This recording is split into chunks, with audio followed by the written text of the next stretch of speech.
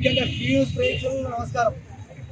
ఎందుకంటే ఇదే నల్గొండ జిల్లా నుంచి ప్రాతినిధ్యం వహిస్తున్నటువంటి తీర్మాన మండల గారికి అంబేద్కర్ సాక్షిగా ఒక విజ్ఞప్తి చేస్తున్నా. మేము బీసీపీ ఇతరుల కోసం చేస్తున్న పోరాటాన్ని మేము కూడా దళిత బిడ్డలుగా దానికి మద్దతు తెలిపినాం. మా దళితుల ఉద్యమానికి కూడా మీరు కూడా మద్దతు తెలిపిల్లు. మేమందరం మిమ్మల్ని మరోసారి అభినందిస్తున్నాం, ఒక విజ్ఞప్తి చేస్తున్నాం. బీసీ బిడ్డల హక్కుల కోసం పోరాడుతూనే రెండో విడత దళిత బంధు పథకం ద్వారా ఎంపికైనటువంటి బాధితులు రాష్ట్ర వ్యాప్తంగా ఇంకా 17,000 మంది మిగిలిపోయి ఉన్నారు. దయచేసి వాళ్ళ గురించి కూడా ఎమ్మెల్సీ తీర్మాన మల్లన్న గారు మాట్లాడాలని కోరుకుంటున్నారు. అలాగే ఈ జిల్లా నుంచి ప్రాతినిధ్యం వహిస్తున్నటువంటి కోమటిరెడ్డి వెంకటరెడ్డి గారికి, ఉత్తమ్ కుమార్ రెడ్డి గారికి క్యూన్యూస్ తరపున హెచ్చరిక జారీ చేస్తున్నాం.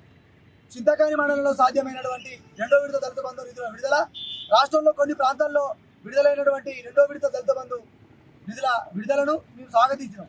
కాకపోతే మరి నల్గొండ జిల్లాలో మిగతా ప్రాంతంలో ఎందుకు సాధ్యమైతే లేదో ఖచ్చితంగా మీరు సమాధానం చెప్పాలి.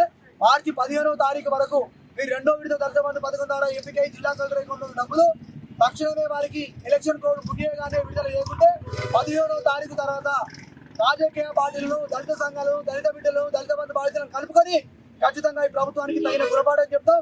ఈ ఉద్యమంలో ప్రతి ఒక్కరు కలిసి రావాలని కోరుకుంటూ, డబ్బులతో సాగుతం పలకాల, చావు డబ్బులతో సాగుతం కావాలా, పూలతో సాగుతం కావాలో ముఖ్యమంత్రి గారు, మంత్రి మండలి తెలుసుకోవాలని మీ అందరి తరఫున వాళ్ళని తెలియజేస్తున్నారు. జై భీమ్, జై భీమ్, జై భీమ్. నా పేరు కోగిల మహేష్, దళిత బంధు సాధన సమితి రాష్ట్ర అధ్యక్షుడు.